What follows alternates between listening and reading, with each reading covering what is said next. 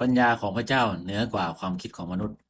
โลกนี้อาจยกย่องสติปัญญาความสามารถและพลังของมนุษย์ที่เป็นมาตรฐานแห่งความสำเร็จ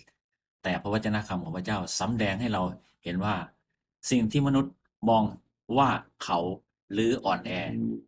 เมื่อในพระหัตถ์ของพระเจ้ากลับเป็นฤทธิเดชและปัญญาอันยิ่งใหญ่พระวจนะวันนี้เชื้อเชิญให้ผู้เชื่อให้วางใจในทางของพระเจ้ามากกว่าพึ่งพาความเข้าใจของตัวเองนี่คือพระคำของพระเจ้าที่จะมานำเราพบกับพระเจ้านะครับเพราะว่าความเขาของพระเจ้ายังมีปัญญายิ่งกว่าปัญญาของมนุษย์และความอ่อนแอของพระเจ้ายังเข้มแข็งกว่ากำลังของมนุษย์ใน1 โครินธ์บทที่1 ข้อ 25มีอยู่3 หัวข้อด้วยกัน1. ปัญญาของพระเจ้าไม่ขึ้นอยู่กับตรรกะของมนุษย์สิ่งที่มนุษย์มองเห็นว่าสมเหตุสมผลพระเจ้าทรงใช้เพื่อสำแดงแผนการอันลึกซึ้งของพระองค์ไม้กางเขนซึ่งโลกมองว่าเป็นความพ่ายแพ้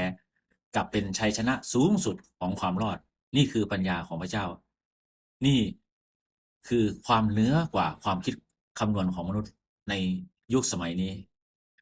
2. ความอ่อนแอเป็นช่องทางให้ฤทธิ์เดชของพระเจ้าสำแดงเมื่อมนุษย์ยอมรับความจำกัดของตนเองและถ่อมใจ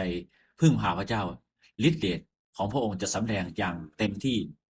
พระเจ้าไม่ได้ทรงเลือกผู้ที่เข้มแข็งในสายตาของมนุษย์เสมอไปแต่ทรงใช้ผู้ที่ยอมจำนนเพื่อถวายเกียรติแด่พระเจ้าองค์ผู้สูงสุดแต่เพียงผู้เดียวเราจะ 3. ชีวิตของผู้เชื่อจะต้องเลือกวางใจในพระเจ้าในทุกทางนะครับแล้วก็ติดตามพระเยซูคริสต์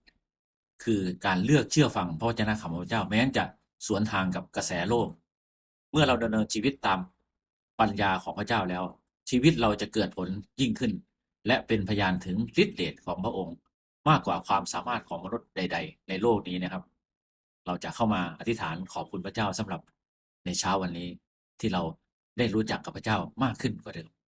ข้าแต่พระบิดาเจ้าลูกขอบพระคุณพระองค์ที่ทรงสำแดงพระปัญญาและฤทธิ์เดชของพระองค์เหนือความคิดและกำลังของข้าพระองค์หรือกำลังของมนุษย์ขอโปรดช่วยข้าพระองค์ทั้งหลายที่จะถ่อมใจวางใจและเชื่อฟังพระวจนะคำของพระเจ้าทุกบททุกตอนแม้ในยามที่ข้าพระองค์ไม่เข้าใจขอชีวิตของข้าพระองค์ที่จะ